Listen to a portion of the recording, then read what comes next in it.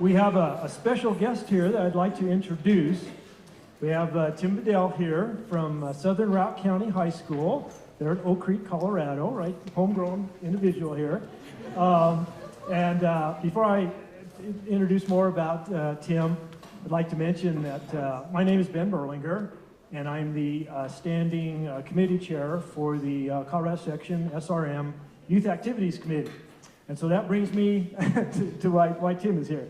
But we have a real strong youth activities program in the Colorado Section that we're quite proud of. Our committee does a lot of work in terms of supporting Camp Rocky, which is our natural resource management camp, held up in the mountains west of Colorado Springs every year. And so we have that youth activity. The other strong youth activities we support are all around the state of Colorado. We have high school FFA, range judging and plant identification career development events. And that's what Tim has participated in since he was a freshman. He's a junior this year at Southern Routt County High School. And I personally have seen, along with the others that helped put on our Northwest Colorado Regional FFA range judging event, we have seen Tim come up from that freshman year when I think he did pretty good in range judging and plant identification.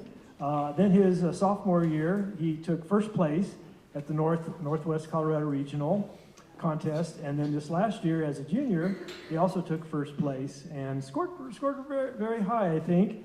I don't remember his exact score, but it was high enough that we used those two basic forums in Colorado with our youth activities to select members or delegates to attend the Society for Range Management's International Convention, which this year was held in Sparks, Nevada. And we use those forums to select students that have done an outstanding job in FFA range judging or excelled at Camp Rocky or really even in 4-H range management projects. So Tim was selected along with two other delegates to go to Sparks, Nevada, which is where the Society's international meeting was held, and he competed in that forum. He was there the entire 3 days, but one thing they do at that forum is they have a paper presentation contest, and this year there were 19 delegates, I believe, Tim, were there from all over the western region of the United States, and they competed in a paper presentation contest. You can see on the screen the title of Tim's presentation. And you know, he did a great job because he was selected as second place winner there at that competition for his team. And that was a great achievement, Tim. We're really proud of you for doing that. Our other delegate, Caitlin Huskins, out of the Rye FFA chapter, she received first place honors there. So Colorado swept it first and second. So we're quite proud of that and quite proud of you, Tim. So with that, I'm going to turn it over to you, and then you can go ahead and present your paper to these fine audience out there. Okay. Thank you, Ben.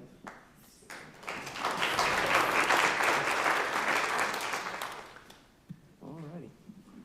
Hello, ladies and gentlemen. My name is Tim Bedell, and I am a junior at Sirocco High School in Oak Creek, Colorado.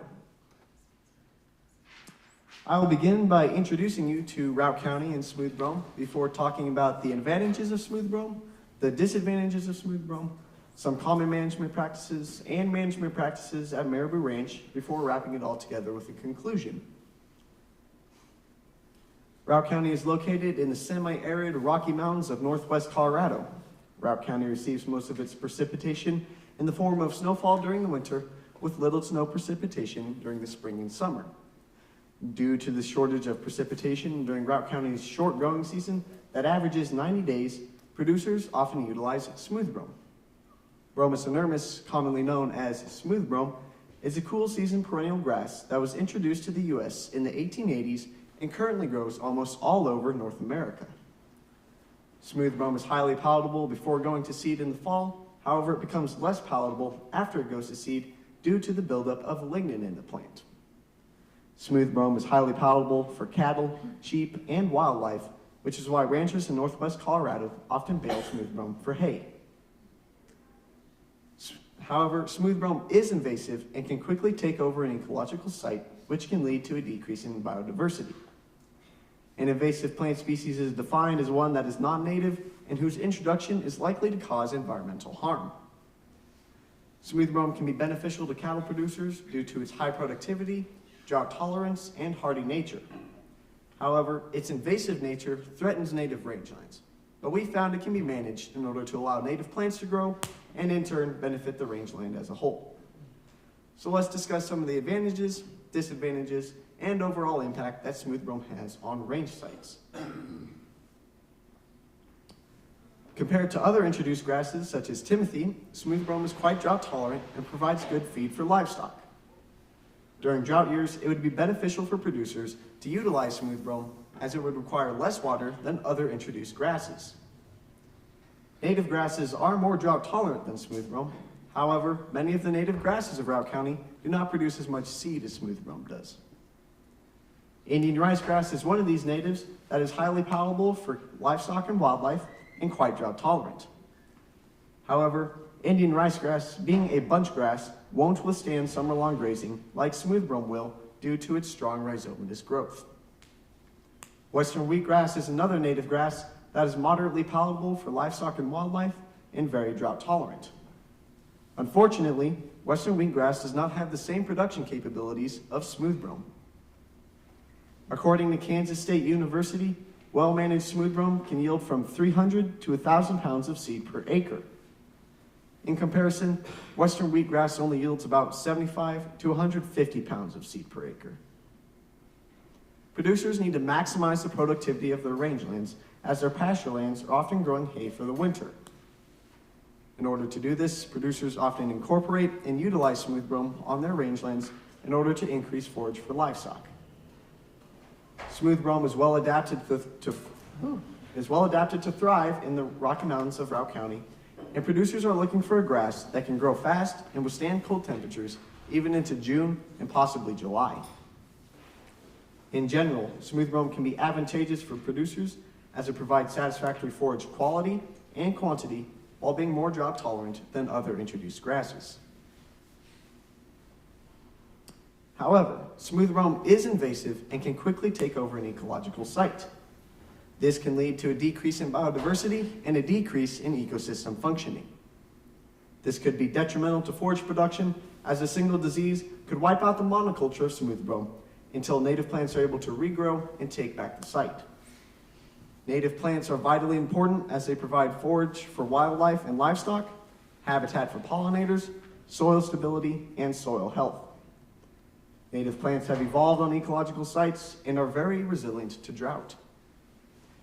Rangelands are important as they provide forage for wildlife in the form of abundant grasses, forbs, and shrubs. Rangelands also help to sequester carbon from the atmosphere and thus help to mitigate climate change. Healthy rangelands are important as they provide open space for humans to enjoy and for producers to graze their livestock and thus supporting their livelihoods. The rangelands where I live have long been dominated by smooth brome, and ranchers have adapted their grazing strategies to be able to capitalize on this situation. As I've said, the rangelands where I live have long been dominated by smooth brome, and some common management techniques can include high-intensity short-duration grazing, twice-over rotational grazing, prescribed fire, and chemical application. However, a combination of these proves to be the most effective way to manage smooth brome. High-intensity short-duration grazing is when high stocking rates force cattle to graze everything in the paddock and thus prevent the smooth brome from growing to seed. Twice-over rotational grazing is when cattle come by and graze the paddock in the spring and then again in the fall. On my family's operation in the early spring, we move our cows off of our dryland sites and off of our hay meadows, and onto our dryland sites that are not accessible to a tractor. On our dryland sites that are accessible to a tractor, we continue to bale the smooth brome that has been here since we first arrived. We utilize a method of twice-over rotational grazing in order to keep the smooth brome under control and prevent it from becoming dominant on our rangelands. Another method we utilize is when seeding or reseeding our pastures, we use Manchar smooth brome because of its moderate sod-forming nature in comparison to Lincoln smooth brome's aggressive sod-forming nature. We use Manchar smooth brome as a percentage of the seed mix with other introduced but less invasive grasses such as meadow brome, orchard grass, fescue, and perennial ryegrass. When seeding or reseeding our pastures, we utilize minimum or no-till methods. In conclusion, a combination of high productivity and drought tolerance makes smooth brome a good choice for producers in Drought County. However, it is an invader and should be managed as a cool season forage component with the other native grasses on our rangelands. Native grasses are more drought tolerant than smooth brome. However, many of the native grasses of Routt County do not produce as much seed as smooth brome does. So, despite its invasive characteristics, producers will most likely continue to utilize smooth brome, thus making it a tolerable invader. These are my works cited slides. I know they're a little hard to read up there, have a lot of pages, but if anybody has any questions, they can contact me after the presentation.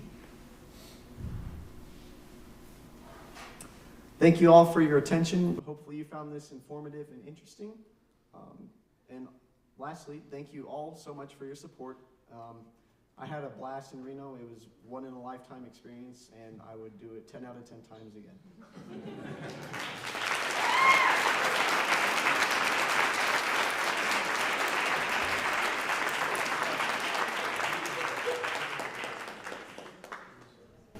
Is there any questions, I guess? I was told there might be some. Yes, ma'am. Could you, I have to wait for the mic.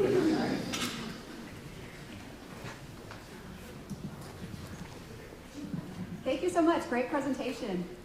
Please tell me more about the difference between the Lincoln and the Maychard Smooth Brome. What situations you would use those two in? That was really interesting.